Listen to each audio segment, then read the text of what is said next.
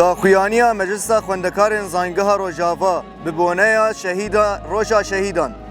Di Roja Şehîdan de em bi serbilindî û rêzgirtineke mezin li ber giyanê şehîdên xwe radiwestin ku jiyana xwe ji bo ax, gelê xwe û doza xwe feda kirine. Fedakariyên wan ên mezin sedema ku em îro bi rûmet dijîn. Dengê zimanê xwe bi azadî bilind dikin û li zangeha xwe li ser axa xwe bi serbilindî û rûmet dixwînin. Hebûna me ya îro li zangeha Rojava fêrbûna me bi zimanê dayîkê û lêgerîna me ya ji zanîn û fêrbûnê re bi hêsanî nehat.